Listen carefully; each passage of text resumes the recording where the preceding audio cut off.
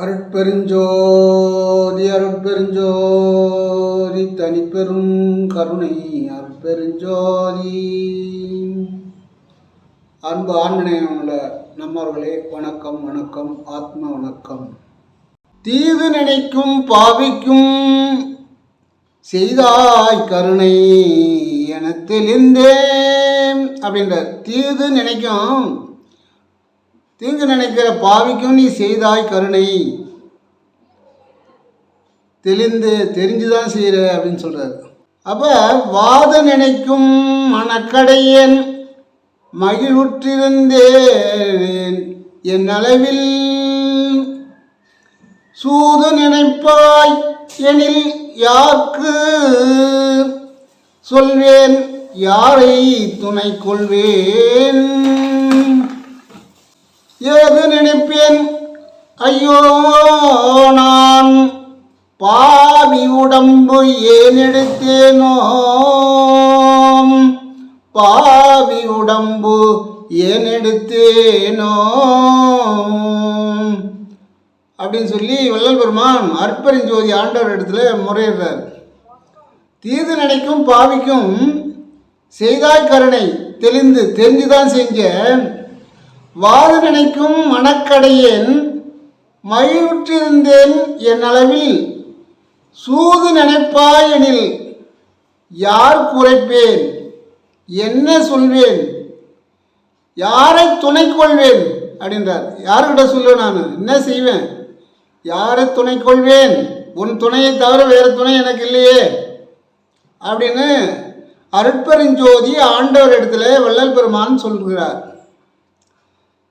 ஏது நினைப்பேன் ஐயோ, நான் என்ன நினைக்கிறது, என்னமோ எண்ணாத எண்ணமெல்லாம் எண்ணுகின்றேன், எண்ணாத எண்ணமெல்லாம் எண்ணி எண்ணி ஏங்குகின்றேன், என்ன செய்வேன் அப்படின்னு அருட்பெருஞ்சோதி ஆண்டவர் இடத்துல முறையிடுகிறார் வள்ளல் பெருமான். பாவி உடம்பு ஏன் எடுத்தேனோ, இந்த உடம்பு பாவி உடம்பு. ஏன்னா ஒரு சிலர் பாவின்னு சொல்லிவிடுவாங்க, அந்த பாவின்னு சொல்லாத அளவுக்கு நடந்து கொள்ள வேண்டும். ஒருவர் கூட நம்மளை பாவின்னு சொல்லக்கூடாது, அந்த அளவுக்கு தீங்கு நினைக்காம இருக்க வேண்டும். அப்படி பாவி என்று சொல்லிவிட்டால் பாவி உடம்பு ஏன் எடுத்தேனோ அப்படின்றாரு. அந்த பாவி உடம்பு நான் ஏன் எடுக்கணும் அப்படின்றாரு. அந்த அளவில் நாம் யாருக்கும், நமக்கு யார் வேணும்னாலும் தீங்கு செய்வாங்க. அது ஊழ்வினையின் பயனாக செய்வாங்க. அது மாயை. தவத்தில் அதிகமாக போகிறீங்க, இறைவன் இடத்துல ஒன்றி இருக்கிறீங்க, குண்டலியானது மேலேறி விட்டது, கதியை நல்லா ஏற்றுறீங்க, அமுதம் கிடைக்க போகிறது அப்படின்னா மாயை தடுக்கும். எந்த ரூபத்திலேயாவது உன்னை கீழே இறக்கி விட்டுடணும் அப்படின்னு. அந்த நேரத்தில் தான் கொஞ்சம் சர்வ சாகர்த்தியாக இருக்க வேண்டும். அப்படி இருக்கணும், சர்வ சாகர்த்தியாக இருக்கணும். ஆமாம், இப்போ கூட 10 நாளைக்கு முன்னே என்ன ஒரு 10 பேர் சூழ்ந்துக்கிட்டாங்க. சூழ்ந்துக்கிட்டு வெட்டுறேன் குத்துறேன் அப்படின்றான். ஆண்டவனை தான் நினச்சிட்டு நின்றுருந்தேன். அதன் பிறகு அவன் வெட்டுறவன் வந்தான் என்கிட்ட, வெட்டுறேன்னு ஓடியாந்தான். வெட்டுறான்னு சொல்லி அவன் பாதத்தை தொட்டு தரிசனம் பண்ணேன். ஆண்டவனுடைய அருளால் ஓடி போயிட்டான் அவன். எப்படி வெட்ட வந்தவன் 10 நாளுக்கு முன்னாடி தான் நான் அவனுடைய பாத தரிசனம் செஞ்ச உடனே ஓடி போயிட்டான். அப்போ உள்ளே இருக்கிற ஆண்டவர் தான் இதை சொன்னார். மாயை உடனே இழுத்து கீழே சேத்துல போட பார்க்குது. மாயை நெய்யும் சேரும் ஒன்றானா என்ன ஆகும், நெய் சேராயிடுமே அப்படின்னு ஆண்டவர் உள்ளிருந்து உரைக்கின்றார். அவனிடத்திலே நீ பாத தரிசனம் செய், சரணாகதி அடை, தவறில்லை. ஏன்னா நீ மேல்நிலைக்கு போக வேண்டும். அவனிடத்துல நீ எதிர்த்து நின்னா அவ்வளோதான், சேரும் நெய்யும் ஒன்றாகிவிடும், பாலும் நரவலும் ஒன்றாகிவிடும். ஆகினாலே பன்றியை கண்டு யானை ஒதுங்குவது போல, ஏன்னா பன்றி அசுத்தமாக இருக்கும், யானை சுத்தமாக இருக்கும். அதனால் பன்றியை கண்டால் யானை வந்து ஒதுங்கும், அதுகிட்ட இருக்கிற சேரை மேலே அடிச்சிட்டு போகுது அப்படின்னு. அதுபோல் பக்குவப்படக்கூடியவர்கள், பக்குவத்தில் இருக்கக்கூடியவர்கள், கதியை ஏற்றக்கூடியவர்கள், இறைவனை சதா நினைக்கின்றவர்கள், மாயை எந்த ரூபத்தில் வேணாலும் வரும்.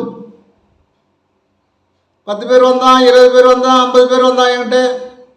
என்னை ஒரு ஆளை தாக்குறதுக்கு 10 பேர் 50 பேர் வந்தாங்க. யாராலையும் தாக்க முடியல. 50 பேர் திரும்பி தான் போனால், அவன் ஜெயிக்கல, நான் ஜெயிச்சுட்டு வந்துட்டேன். ஒரே ஆள் நான் ஜெயிச்சுட்டேன். ஆனால் அவன் 50 பேர் வந்து தோல்வி தான் அடைந்தான். வெட்டுறேன் குத்துறன்னு தான் கத்துனானே தவிர வெட்டுறவும் இல்லை குத்தவும் இல்லை. ஏன்? இறைவனோட அருளால். என்னால் கிடையாது. என்னால் ஒரு துரும்பு கூட செய்ய முடியாது. ஆனால் இறைவன் தான் காரியப்பட்டான். என் உள்ளே இருக்கின்ற இறைவனை நினைத்தேன். என்ன செய்வேன்? ஐயோ பாவி மனம் இயங்குகிறதே என்றேன். இறைவன் என் அறிவிலே தோன்றி சரணாகதி அடைய சொன்னான். சரணாகதி அடைந்தேன்.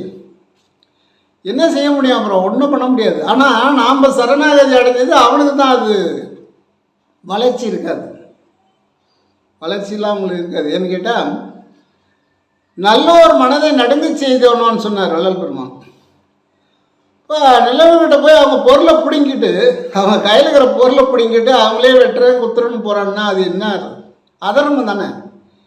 இப்போ அதர்மம் 3/4 பங்கு தலையை தூக்கி ஆடுது, 1/4 பங்கு தான் தர்மம் இருக்குது. அதுவும் உண்மையான தர்மம் இல்லை, எதிர்பார்ப்போடு செய்கின்ற தர்மமாக இருக்கிறது. இதை கொடுத்தா அதை தருவியா, அதை கொடுத்தா இதை தருவியான்ற தர்மமாக தான் இருக்குது. எதிர்பார்ப்பில்லாத தர்மம் இல்லை.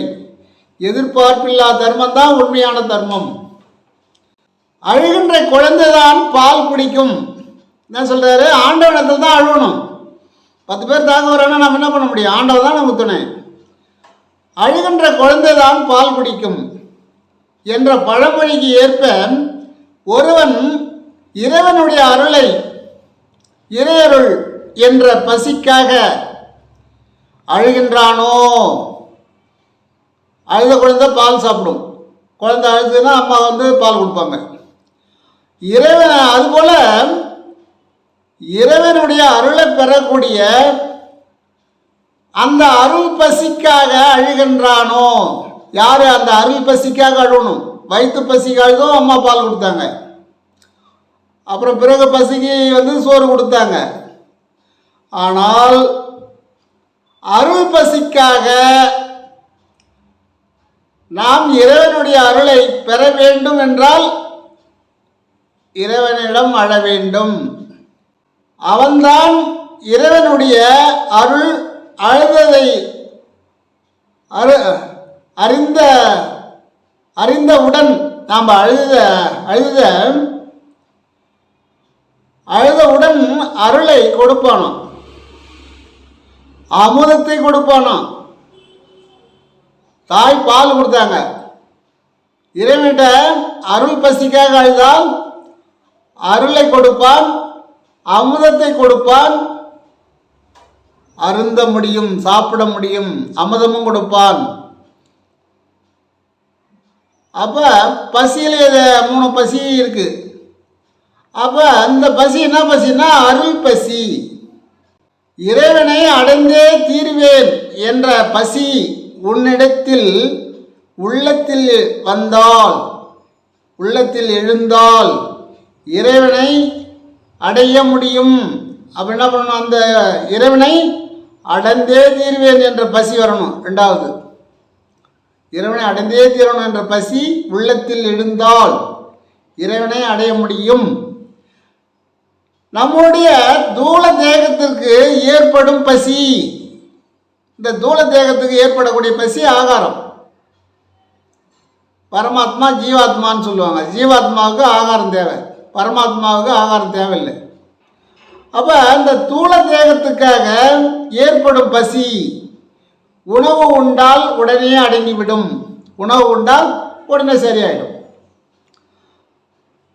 அதான் அற்றார் அசிபழி தீர்த்தல்னார் வள்ளல் பெருமான். ஏன்கிட்ட இந்த பசி பிறந்த நாள்லேருந்து இது நாள் வரைக்கும் இருந்துகிட்டு இருக்கு, நாம் இறக்கின்ற வரைக்கும் இருக்கும். ஆகையினால இந்த பசிக்கு பசிப்பினி மருத்துவராக நீங்கள் பசி ஆற்றுங்கள் ஏழைகளுடைய பசி ஆற்றுங்கள், முடியாதவர்களுடைய பசி ஆற்றுங்கள். யாருமே இல்லாத அனாதைகளாக இருக்கிறாங்களே அவங்க பசி ஆற்றுங்கள் அப்படிதான் சொன்னார். உழைப்பாளிகளுடைய பசி ஆற்றுங்கன்னு சொல்லவில்லை, சம்பாதிக்கக்கூடியவங்களுடைய பசி ஆற்றுங்கள் சொல்லவில்லை. அவங்க சம்பாரித்து சாப்பிட்டுக்குவாங்க. வருமானமே இல்லாமல், நடக்க முடியாமல், ஆதரவு இல்லாமல், கண் இல்லாமல், முடமாக நடக்க முடியாமல் ஒரு சோறு கிடைக்குமா அப்படின்றாங்க பாரு, அவங்க பசி ஆற்றுங்க. அவங்க அதுபோல் பசி ஆற்றக்கூடிய இடம்தான் வடலூர் தர்மசாலை. அவங்களுக்காக தான் அந்த தர்மசாலை கட்டினார் வள்ளல் பெருமான். பார்வதிபுரத்து மக்கள் அருகில் இருந்தாலும் அவர்கள் அங்கு உணவு அருந்துவதில்லை. நான் ஒருவரை கேட்டேன், ஏம்மா மதியெல்லாம் சாப்பாடு செஞ்சுருக்கிறீங்க, இங்கே தான் சாப்பாடு கொடுக்குறாங்களே சாப்பிட்டுலான்னு. சாப்பாடு அது எங்களுக்கு இல்லை, முடியாதவர்களுக்கு, ஏழைகளுக்கு, யாருமே இல்லாத ஆதரவற்றவர்களுக்கு. நாங்கள் சம்பாதிக்கிறவங்க போய் அதில் சாப்பிடக்கூடாது. அப்படி சாப்பிட்டால் எங்களுக்கு பாவம். ஏன்னா நாங்கள் சம்பாரித்து வச்சுருக்குறோம், பொருள் இருக்குது, எல்லாம் இருக்குது. நாங்கள் சம்பாரித்த பொருள் தான் சாப்பிடணுமே தவிர ஏழைகளுடைய பொருளை போய் சாப்பிடக்கூடாதுன்னு நல்லா திட்டவட்டமாக சொன்னாங்க 2 பேர். அன்றைக்கி தான் எனக்கு ஒரு தெளிவு வந்தது. நான் அதுக்கு முன்னே போய் தர்மசாலை சாப்பிட்டேன். இப்போ அவங்க சொன்னதுலேருந்து சாப்பிட்றதில்ல. ஒன்று போகும்போது சைவ ஹோட்டலில் சாப்பிட்டு போயிடுது, இல்லை வீட்டிலேருந்து சாப்பாடு எடுத்துன்னு போயிடுது. இப்போ ஒரு 2-3 வருஷமாக அவங்க சொன்ன பிறகு நான் அதை தான் கடைப்பிடிக்கிறேன். அப்போ எனக்கு ஒரு மனசு கொஞ்சம் தெளிவாக இருக்கிற மாதிரி இருக்குது. ஆமாம், நான் அவங்க சொன்னது நம்முடைய அறிவு கண்ணை திறந்து வைத்தார்கள். அதே போல் எனக்கு தெரிஞ்ச ஒரு சகோதரர்கள் சிஎன் பாளையத்திலேருந்து அவங்க வீட்டிலேருந்து சாப்பாடு எடுத்துகிட்டு வந்து தான் அவங்க சாப்பிடுவாங்க. மேட்டுக்குப்பம் வந்தாங்கனாலும் அவங்க வீட்டு சாப்பாடு தான் எடுத்துகிட்டு வந்து சாப்பிடுவாங்க. வடலூருக்கு வந்தாலும் அவங்க வீட்டிலேருந்து சாப்பாடு எடுத்து தான் சாப்பிடுவாங்க. முடியாதவங்களுக்கு கொடுப்பாங்க. இதுதான் அதாவது சன்மார்க்க சங்கம் வச்சு நடத்துகிறவங்க அவங்க எல்லாருக்கும் கொடுப்பாங்க. அது முடிஞ்சவங்க முடியாதவங்க போகலாம், சாப்பிட்லாம், அதை பற்றி பிரச்சனை இல்லை. வடலூர் தர்மசாலை மட்டும் ஏழைகளாய் மாணிகளாய் விடுதோறு இறந்தும் பசியரால் வெற்றியை கண்டுள்ளம் துடித்தேன் அப்படின்னார். வீடுதோறு இறந்தும் ஒரு சோறு கிடைக்காம துடிக்கின்ற ஏழைகளை கண்டு துடித்தேன், அதனால்தான் அந்த தர்மசாலையை துவைக்கினேன் அப்படின்னு சொன்னார். தர்மசாலையை துவக்கி கூடலூர் அப்பாசாமி செட்டியார்கிட்ட ஒப்படைச்சிட்டார். இந்தா நீ பார்த்துக்கோ, எல்லாம் வரும், நீ நடத்திட்டே இரு, லகுவாக நடத்து, ஆண்டவரே நடத்துவார் அப்படின்னு சொல்லிட்டார். அதன் பிறகு தன்னை முன்னேறுவதற்காக, தன்னை காப்பாற்றுவதற்காக, மக்களை காப்பாற்றுவதற்காக தவநலிக்கு சென்றார். ஏன்னா சோறு இல்லாமல், உணவு இல்லாமல் ஒருவன் உயிர் போகக்கூடாது, சாப்பாடு இல்லாமல் சாகக்கூடாது. நோயால் சாகலாம், அவங்க பிணியால் சாகலாம், விதி வந்து சாகலாம். ஆகாரம் இல்லாத சாகக்கூடாது என்பது தான் வள்ளல் பெருமானுடைய முக்கிய குறிக்கோள். அதான் சொன்னார், எனக்கு எதுவும் நீங்கள் செய்ய வேண்டாம், எனக்கு படமாகிய படத்தை வச்சு அதுக்கு மேலே போட்டு அதுக்கு படையிலெல்லாம் நீங்கள் போட வேண்டாம். ஏழைகள் அங்கே தங்கியிருக்கிறார்களே முடியாதவர்கள், அவர்களுக்கு படையில் இடுங்கள்னு சொன்னார். இதை சொன்னால் சில நண்பர்கள் கேட்க மாட்டுறாங்க, சில சகோதரர்கள் எதிர்ப்பு தெரிவிக்கிறாங்க. இது நல்லா உள்வாங்கி பாருங்கள். நான் எல்லாரையும் சாப்பிடணும்னு சொல்ல நம்ம போகிறோம், ஒரு முடியாத பட்சத்தில் ஒரு வேலை சாப்பிட்டுக்கலாம். அதுக்கும் ஒரு பரிகாரம் செய்யணும். பரிகாரம் செய்தால் போது பைய விட்டு ஆடு தூப்பார் அப்படின்னார் பாம்பாட்டி சித்தர். அந்த மாதிரி அது ஒரு பரிகாரம் என்னன்னா, நம்மளால் முடிஞ்சது அடுத்த வேலைக்கு 2 பேருக்கு ஆகாரம் கொடுக்குற மாதிரி உதவி பண்ணிட்டு வந்துடணும். முடியாத கடந்து சாப்பிட்டோம் அப்படின்னு. மற்ற இடங்கள்லாம் சன்மார்க்க சங்கத்தை அன்பர்கள் அவங்க போடுற சாப்பாடு ஆகாரம் கொடுக்குறாங்களே, அங்கே சாப்பிட்லாம். தர்மசாலைக்கு மட்டும் அப்படி ஒரு விதிவிலக்கு இருக்குது. அதுக்கு ஒரு விதிவிலக்கு இருக்குது. அங்கே இருக்குது ஏழைகளுக்காகவே ஏற்படுத்தப்பட்டது தர்மசாலை. அது எனக்கு சில நண்பர்கள் சொன்னார்கள், சில நண்பர்கள் அது போல் கடைப்பிடிக்கிறார்கள். பார்வதிபுரத்து மக்களும் அங்கே உணவு எடுப்பதில்லை. விழா நாளில் கூட அவங்க 4 பேர் கொடுக்குறாங்க. ஆனால் அருகில் இருக்குதே, நம்ம இங்கேயே சாப்பிட்டுட்டு குடும்பத்தை நடத்திக்கலாம். அவங்க நினச்சா 3 வேலையும் சாப்பிட்டா கூட குடும்பம் நடத்திக்கலாம், யாரும் ஒன்றும் சொல்ல போகிறதில்ல. ஆனால் யாருமே அந்த பக்கமே வரதில்லை. கேட்டேன் நான், இல்லைங்க நான் சம்பாதிக்கிறது சாப்பிட்றேன். சம்பாதிக்க முடியாதவங்க தான் அங்கே போய் சாப்பிடுவாங்க. எங்கள் ஊரில் கூட முடியாதவங்க போய் சாப்பிடலாம், அது தப்பு இல்லை. வருமானமே இல்லைன்னா அவங்க போய் சாப்பிட்டுக்கலாம் அப்படின்னு சொல்கிறாங்க. அப்போ நான் அவங்க இருக்கக்கூடிய மக்களே அவ்வளோ தெளிவாக இருக்கும்போது நாம் எப்படி இருக்க வேண்டும்? அவங்க சொல்லுறது எனக்கு பச்சை மரத்தில் ஆணி அடித்த மாதிரி எனக்கு கிடச்சிது. அப்புறம் என்னுடைய நண்பர்களும் அது போல் வந்து வந்தாங்க, அவங்களும் ஆகாரம் கொண்டு வந்து சாப்பிட்டாங்க. அதை வச்சு நானும் சாப்பிட்டேன். அப்போ தூள தேகத்துக்கு தான் ஆகாரம். ஆனால் நம்முடைய சூட்சும தேகத்துக்கு ஏற்படும் பசியை என்ன சொல்கிறது பாருங்க. தூள தேகத்துக்கு ஆகாரத்தை கொடுத்து சரி பண்ணிக்கலாம். சூட்சும தேகத்திற்கு ஏற்படும் பசியை இறைவன் அருளால் மட்டுமே என்ன சொல்றாரு, இறைவனுடைய அருளால் மட்டுமே சூட்சும தேகத்தினுடைய பசியை ஆற்ற முடியும் அப்படின்னு சொல்றாரு. என்ன சொல்றாரு, இறைவனுடைய அருளால் மட்டும்தான், அருள் இருந்தால் தான் அந்த பசியை ஆற்ற முடியும், அதை நிவர்த்தி செய்ய முடியும். இது மலம் அல்ல. எப்படி இந்த சூட்சும உடம்புக்கு அந்த பசியை இறைவன் அருளால் ஆற்றும் போது அதுக்கு மலம் கிடையாதுன்றார். தூள தேகத்துக்கு ஆகாரம் கொடுக்கும் போது அதில் மலம் உண்டாகும். ஆனால் சூட்சும தேகத்துக்கு ஆகாரம் கொடுக்கும் போது மலம் இல்லை, அது அருள், அருளால் நிரப்பப்படும். அருளே நம்முடி, அருளே நம் நடு, அருளே நாம் என்று அருளிய சிவமே அப்படின்னு. அது மாதிரி வள்ளல் பெருமான் சொல்லும் பசித்திரு என்பது நம்முடைய தூள தேகத்தில் உள்ள சூட்சும தேகத்துக்கே பசித்திருன்னு சொல்றாரு, தனித்திருன்னு சொல்றாரு, விழித்திருன்னு சொல்றாரு. இது ஒவ்வொன்றா தான் சொல்லணும். இப்போ நம்ம வந்து இதை மூணையும் சொல்லக்கூடாது. இப்போ ஒன்று சொல்கிறேன் நான். பசித்திரு என்பது நம்முடைய தூள தேகத்துக்கல்லை, நம்முடைய சூட்சும தேகத்துக்காக பசித்திரு அப்படின்னு சொல்றாரு. தூள தேகத்துக்கு ஆகாரம் கொடு, சூட்சும தேகத்தினுக்கு அந்த பசியை ஆற்றுவதற்கு இறைவனுடைய அருளை நாடு, இறைவனை உணரு, இறைவனை நினைந்து நினைந்து உணர்ந்து கொண்டே இரு, சதா சிவ சிந்தனையில் இரு. சதா எந்த வேலையெல்லாம் செய்யலாம், எத்தொழிலை செய்தாலும் யாதொன்று நினைத்தாலும் முத்தர் மனம் மோனத்தே.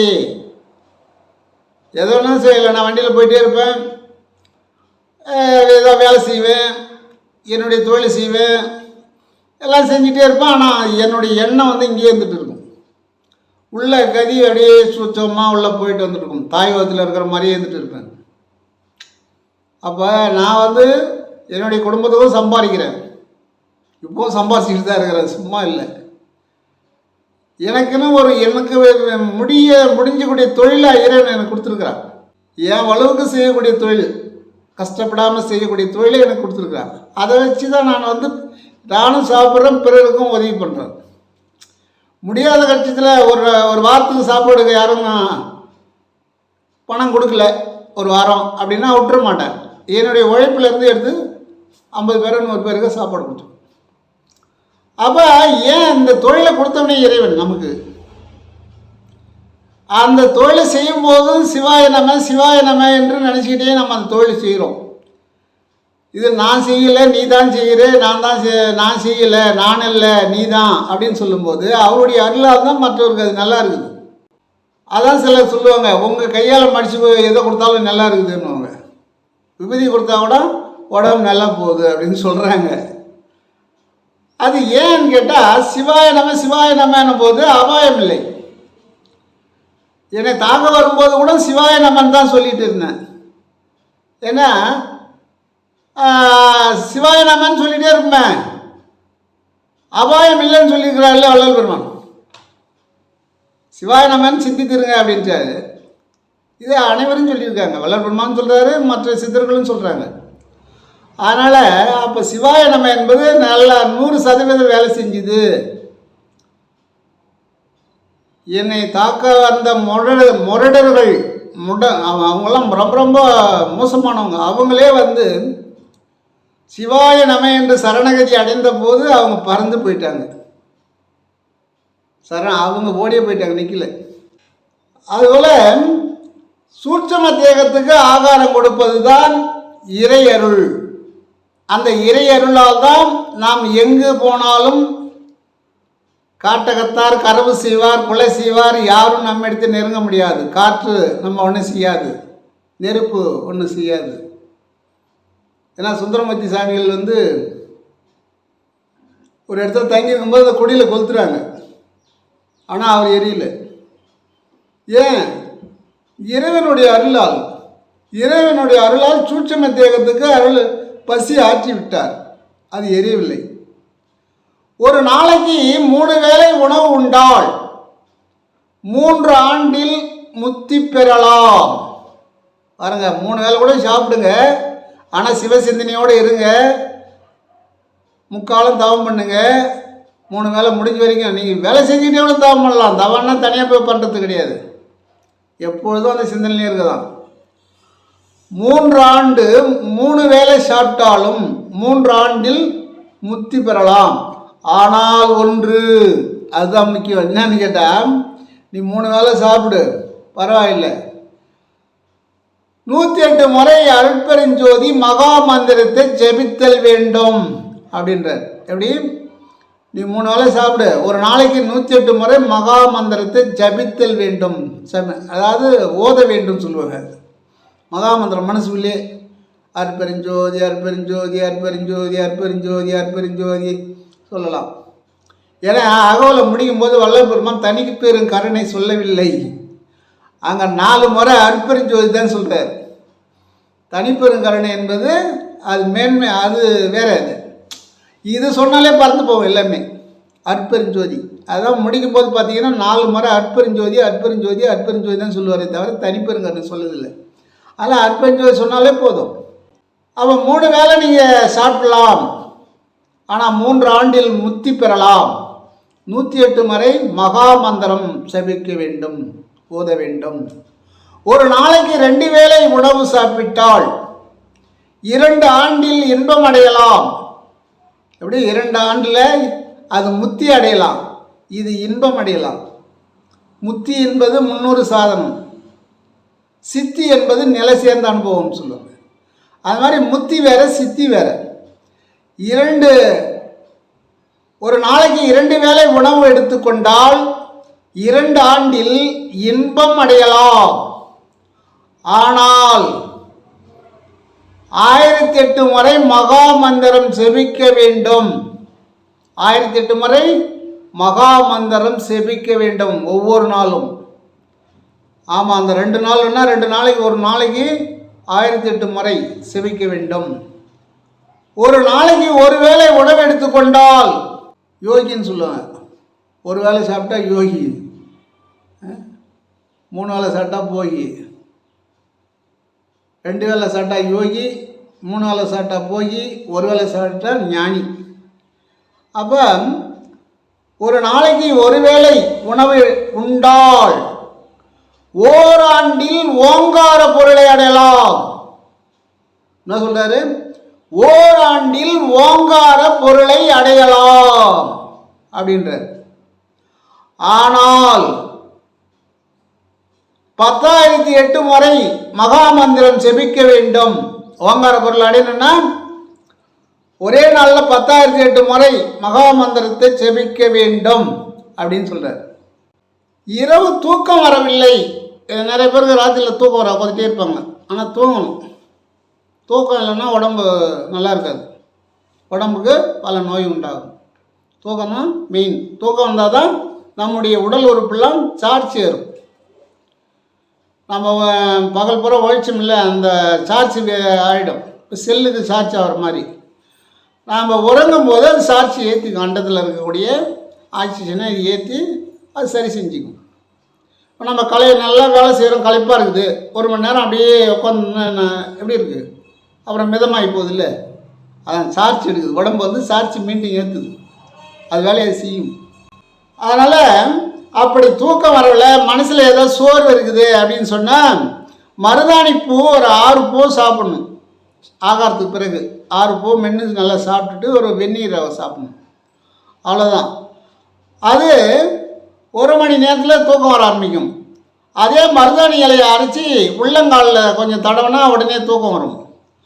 அதே மருதாணி இலையை பூவை ஒரு பையில் பறித்து போட்டு தலைகாணி மாதிரி வச்சுக்கோங்க. தலைகாணி மாதிரி வச்சுட்டா எதையுமே சேர்த்து அந்த தலைகாணி வச்ச உடனே தூக்கம் வந்துடும். அதனால் தூக்கம் இல்லை என்று கஷ்டப்பட வேண்டாம். எளிமையான வைத்தியம், பக்க விளைவில்லாத வைத்தியம், பாட்டி வைத்தியம். நம்முடைய நாடு இந்தியாவினுடைய தலைநகரம் ஏற்கனவே எந்த ஊரில் இருந்தது அப்படின்னா, ஏற்கனவே இந்தியாவுடைய தலைநகரம் கொல்கத்தா அப்படின்றாங்க. ஏற்கனவே 1911 தான் இந்தியாவுடைய தலைநகரம் டெல்லி அப்படின்னு சொல்கிறாங்க. எனக்கு தெரிந்தவற்றை சொல்கிறேன். ஏற்கனவே கல்கத்தா தான் இருந்தது 1911 வரைக்கும். 11க்கு மேலே தான் டெல்லி தலைநகரமாக மாறியது அப்படின்னு எனக்கு கிடைச்ச தகவல். இது பரீட்சை எழுதுகிற பிள்ளைங்களுக்கு இது உதவும்.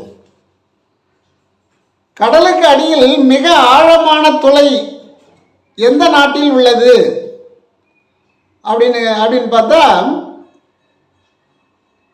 பிளைஸ் கடல் அப்படின்னு சொல்கிறாங்க. பிளைஸ் கடல் அப்படின்ற பிளேஸ் நாட்டில் ஒரு சோரங்க பாதை மாதிரி இருக்குதான் கடலில். அதனுடைய ஆழம் 410 அடி இருக்குதான்.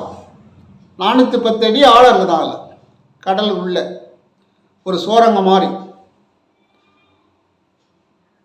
இதெல்லாம் இந்த பரீட்சை எழுதுகிற பிள்ளைங்க தெரிஞ்சுக்கிட்டே ரொம்ப நல்லது. அதனால தான் இதை சொன்னேன் நான். இதெல்லாம் ஒரு கேள்வி கேட்பாங்க, சென்ட்ரலாக கேட்பாங்க. அப்படி கேட்கும்போது இதெல்லாம் வரும். அப்போல ஒரு தாத்தா சொன்னார், அது ஒரு கேள்வி ஒரு மார்க் கிடச்சிது அப்படின்னு சொன்னேன்ல, சந்தோஷம் தான் இது. அதனால் எனக்கு தெரிந்தவற்றை தங்களுக்கு தெரிவிக்கின்றேன். இதில் நல்லவை மட்டும் எடுத்துக்கொள்ளுங்கள் என்று மிக்க பணிவோடு கேட்டுக்கொள்கிறேன்.